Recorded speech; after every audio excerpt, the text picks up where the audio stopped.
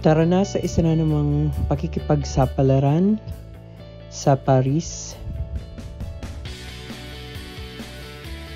Andito tayo ngayon para tingnan yung mga iba't ibang interesting facts about Paris. So ang nakikita natin ngayon ay yung Moulin Rouge. Ang Moulin Rouge actually is traditionally a cabaret in Paris, pero parang naging symbolic na rin siya ng existence ng isang powerful country na ito sa Europe.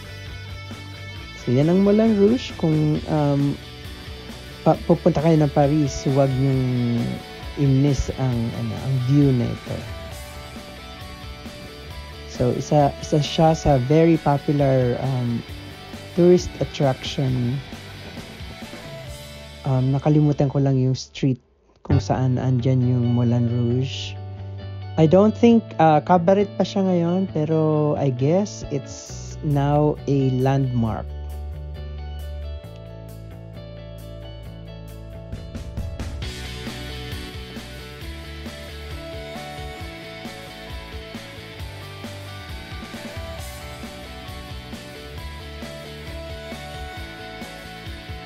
So yan, ang Moulin Rouge naging famous attraction at pinatulan na rin ng mga vendors para mag-put up sila ng kanya-kanyang mga novelty na pwede mong dalhin as souvenir bilang isang turista galing sa Paris. Ang susunod ay yung tinatawag nilang Wall of Love, kung saan makikita dito yung iba't ibang I love you expression ng iba't ibang bansa. At syempre, dahil Pilipino tayo, hinanap din natin ang Tagalog. At makikita nyo yan dyan. Iniibig kita. Pero I guess hindi Pilipino ang nagsulat, kasi mukhang hindi handwriting ng isang Pilipino. Ito pong susunod ay ang Basilica of Sacré-Cœur sa Montmartre. Ang very interesting dito sa Basilica Minore na ito, maaaring hindi siya yung pinakamalaki, pero nasa summit siya. So nasa mataas na siya, na side siya ng Paris, kaya it really takes a lot of effort para umakyat diyan. You are dealing with hundreds upon hundreds of stairs.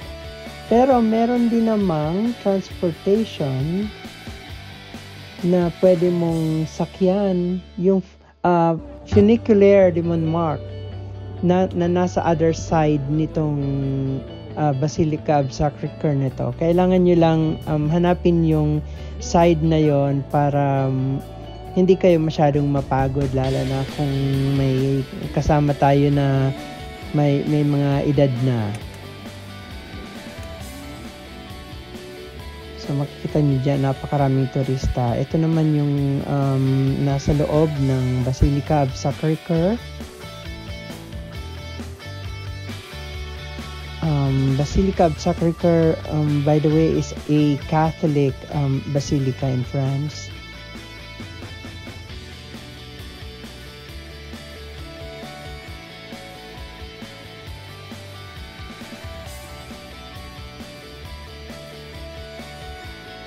At dahil nga nasa summit itong Basilica of Sacré-Cœur na ito yung makikita nyo tanawin sa labas ng simbahan. This is the entire France in 360 degrees. So, kung mahilig kayo sa wider angle ng mga view, ito yung mag-enjoy kayo dito. Very fascinating.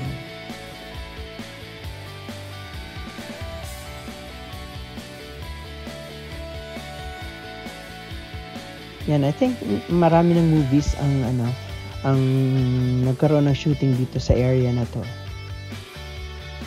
At may isang Instagram viral video dito kung saan may nag-propose at tapos na-reject siya at tinakasan siya ng babae.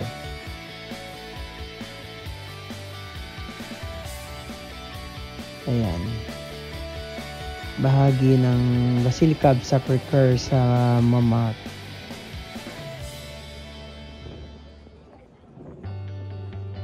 Ito mo makikita ang buong Paris from this vantage point.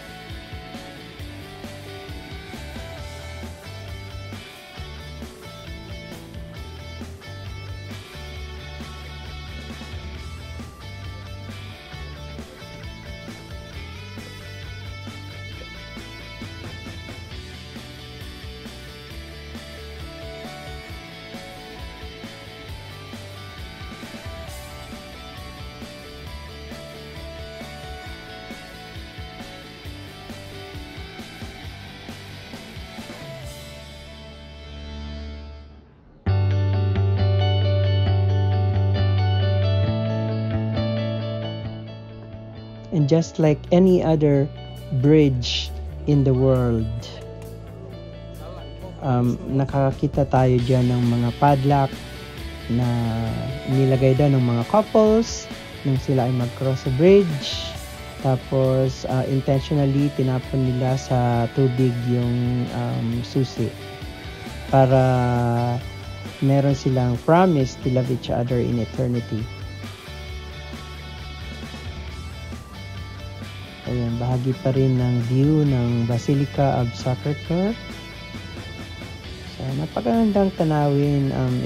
It's really an adventure to be here, and amazing. Kaya punta kayo. At eto na yung sinasabi kong funicular na na maaari yung sakyan paakyat at pababa ng Basilica of Sacré-Cœur kung sakaling ayaw nyo ng challenge ng napakaraming steps. So ayan, mukhang maliit lang siya, na parang isang bagon lang siya ng train. I think €1 ang bayad per ride. It's also a good experience though.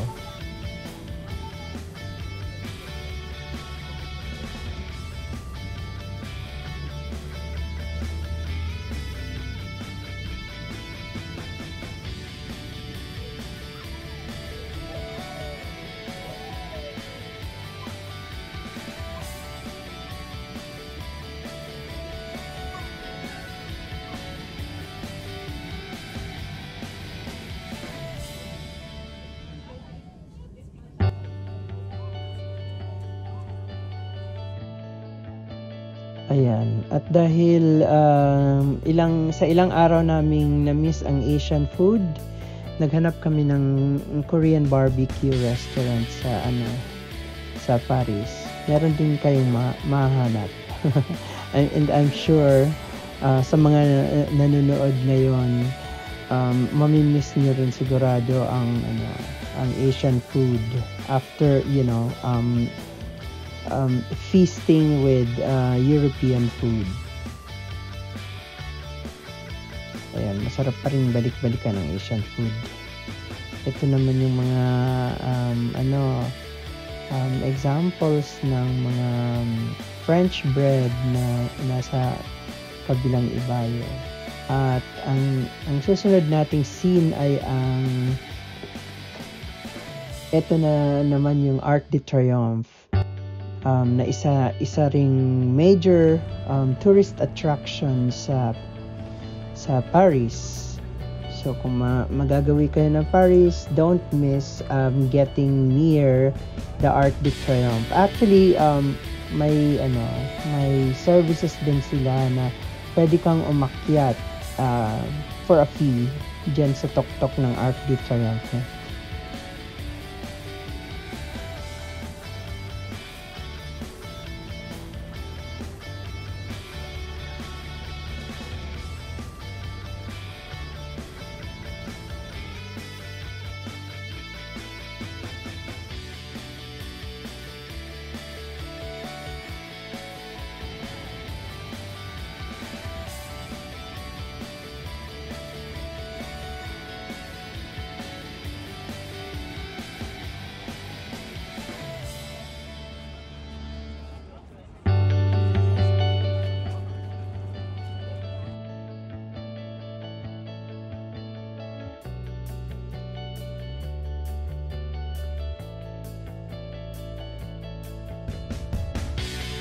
marami ring mga similar na Arc de Triomphe sa iba't ibang bahagi ng Europe.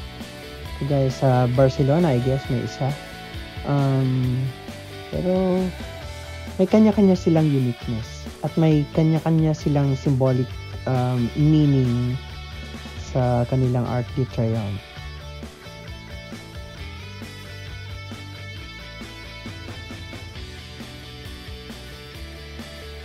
At ngayon naman, dahil nasa Paris tayo, huwag nating kalilimutang gumala malapit sa Louis Vuitton. So, ito yung isang major establishment ng Louis Vuitton sa Paris. At ang susunod ay ang Tuileries Garden na malapit lang kasi sa may Arc de Triomphe. So, pinuntahan na rin namin. Yan, may isang very interesting lang sa Paris na hindi ko makakalimutan dahil ang mga tao this was around 2:30 siguro ng hapon at makikita mo napakaraming Parisians ang nasa labas at nagpapainit talaga sila.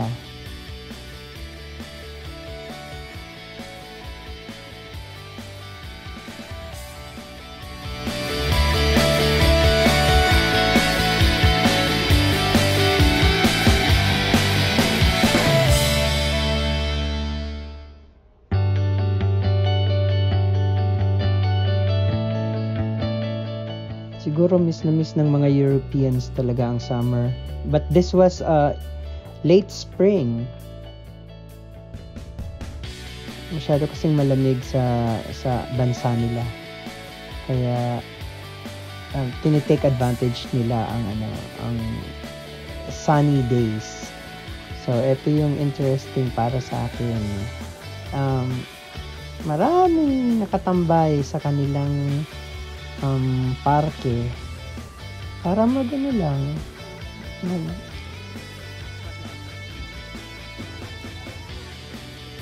gumawa ng kahit ano-ano na lang, magbasa, mag-browse ng kanilang cellphone, magpahinga, magliwaliw.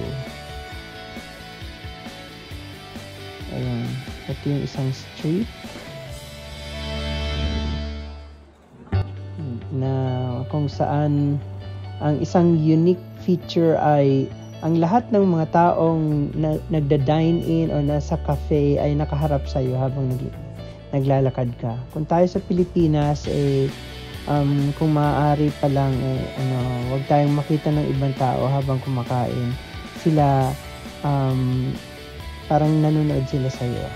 So very unique sa Paris ang ganito.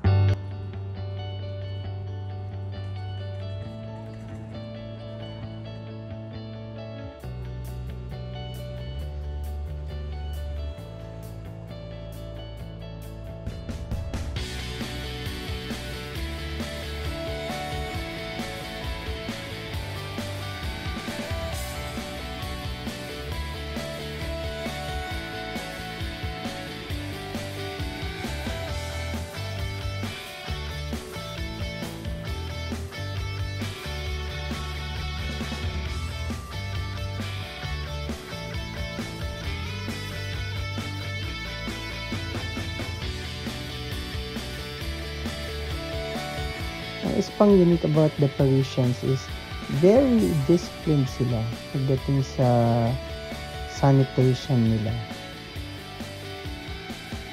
Although hindi ko makiklaim yan absolutely na 100% kasi may mga areas din talaga na mapanghi. Lalo na sa may malapit sa mga estasyon ng train, makikita mo yung pagkakaiba. Pero sa mga major thoroughfares nila kung saan may mga tourist attractions, masyadong mahigpit pagdating sa cleanliness. Yan, ang isa na namang Louis Vuitton. Kahit napakamahal, pinipilahan pa rin.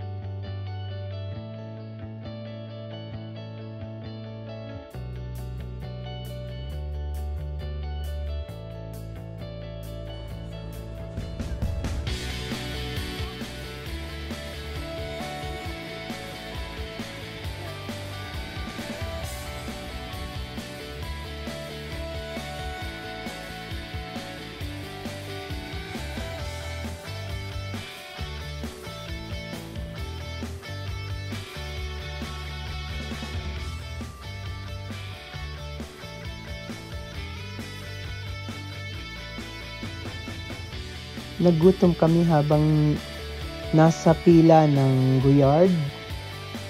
Kaya nag-break muna at ito yung mga sample delicacy na pinagpiyastahan ng mga kasama ko. What you can see is a snail called escargot. Medyo pass ako dyan kasi hindi ako makain ng snail. Ayun. Pero sabi nila masarap daw. But the rest are French cuisines.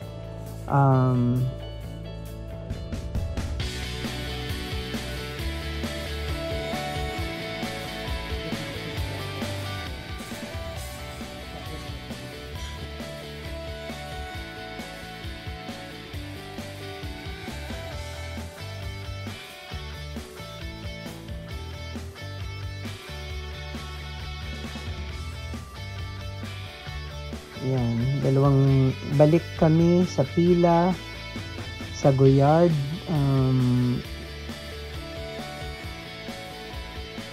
Ang Guyard para ring Louis Vuitton, mga bags din, mga wallets din ang kanilang mga specialty. Ang haba-haba ng pila. Kaya kung may plano po kayong pumunta dyan, agahan nyo. Para nasa unahan agad kayo ng pila. Otherwise, kung kagaya namin na dumating kayo ng late, mahihirapan kayo.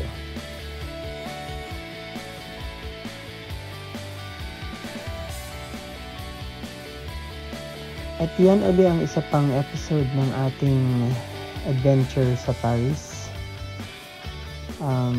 Ito ang buhay ng mga Pilipinong pakalat-kalat kung saan-saan lang. Sana po nag-enjoy kayo. Maraming salamat.